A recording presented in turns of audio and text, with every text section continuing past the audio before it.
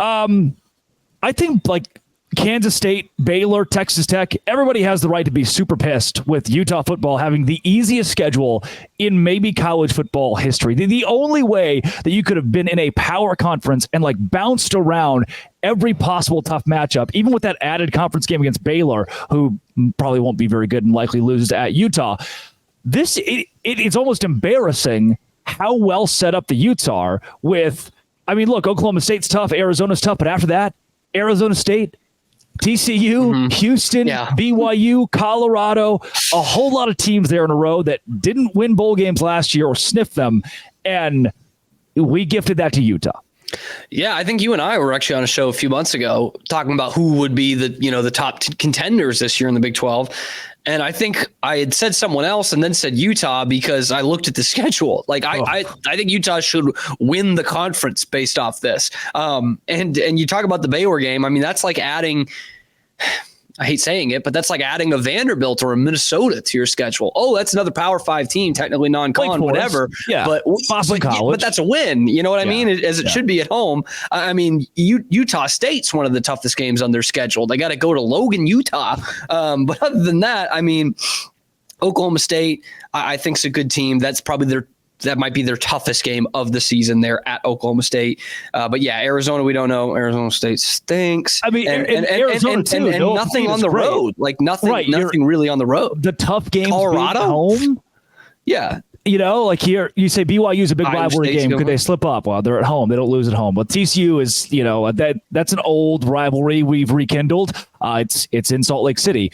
But if it was 2009, we'd feel a lot better about TCU in that game. Yeah, but probably. Yeah. You and I have been in Salt Lake City on a Utah game day, and at least the atmosphere outside the stadium, you couldn't really. But inside the stadium, they don't lose. You know what it's like. Your viewers might not know. I am a huge Patriots fan. And for years, they wouldn't lose at home. And it wasn't like they had raucous atmospheres. It wasn't Arrowhead Stadium. They just played really well at home. They had Tom Brady. Like, they just didn't lose at home. And that's what this Utah thing is. You and I were at that Chili's in Salt Lake City, I don't know, 2 miles maybe from the stadium? Less than that. We were looking at the stadium. No idea that there was a game going on. In fact, I think we were like, oh, they must not be at home today. Turns out they were. Like, they were playing as we were saying that. Yeah, it's not like going to the black hole or something, but they just, you said it. They take care of business. They win at home.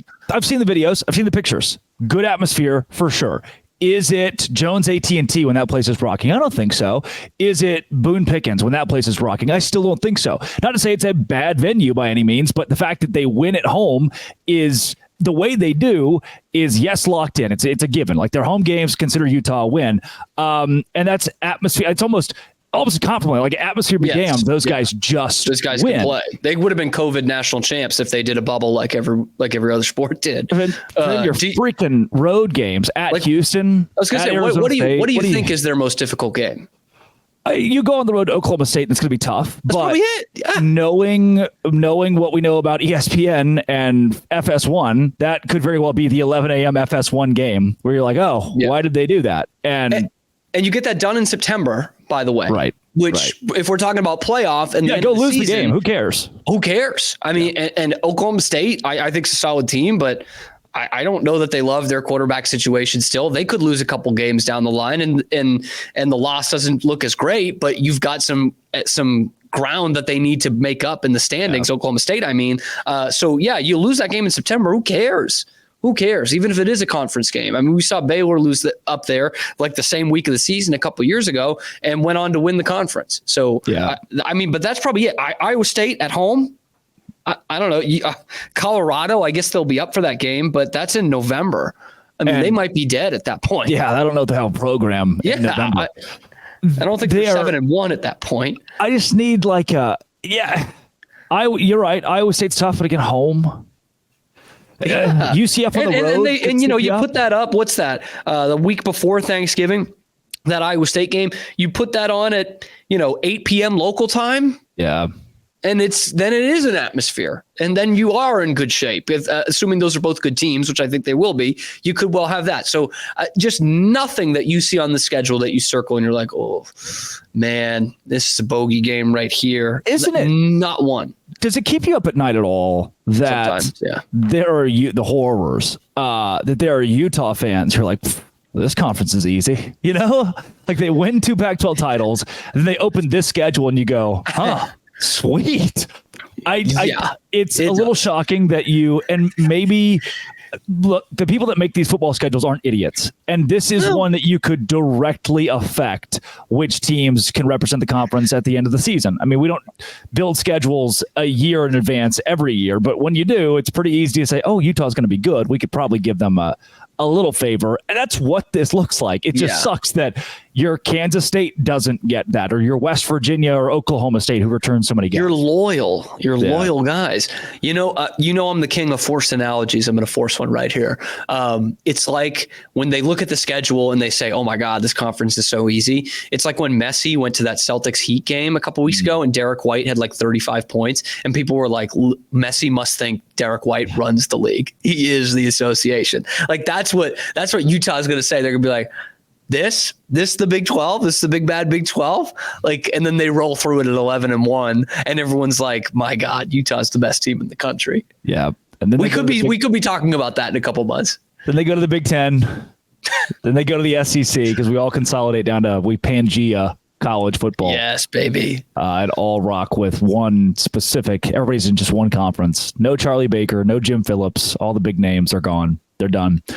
Where can people find your stuff? The Cam Show, by the way, a little cross promotion. Cam Show. Yes, it's at the Cam Show on YouTube and on Twitter. That's with the new Rogue Media Sports Network. I'm in the studio right now. I haven't got my personal touches on it yet. That's why you see Hulk Hogan and Mike Tyson punching me in the side of the head. But yes, we're dropping episodes a couple a week. And then once we get to football season, we're live 5 days a week. And then you can find Locked On Baylor, of course, on YouTube, wherever you get your podcasts, and at Locked On Baylor on Twitter. This has been, it always will be. Come back on Monday. We do more sports. Locked On. Thanks for making it your first listen every single day. Baylor and Dose Grande. Today's show is brought to you by Monopoly Go. Monopoly Go is how I take the classic, awesome Monopoly game on the go. Like, I love to play it when I go. You're going camping with your friends, and you say, hey, somebody bring cards, somebody bring Monopoly. You play it. It's fun. What if you can't do that because you're on an airplane? Haha, Monopoly Go. You download the app today and play with your friends for unique stickers you can trade with friends to complete big albums for big prizes. Cool new playing pieces to travel the boards with. Hilarious emojis for taunting friends when you smash their buildings or heist their vaults. Plus, Monopoly Go feels new and exciting every day with constantly changing tournaments and challenges. A ton include their own unique mini games like digging for treasure or a robot pachinko machine. There's always new timed events to help you win big. Right now, Monopoly Go. Download it for free on the Google Play, the App Store. Game on. It's Monopoly Go. Download and play today.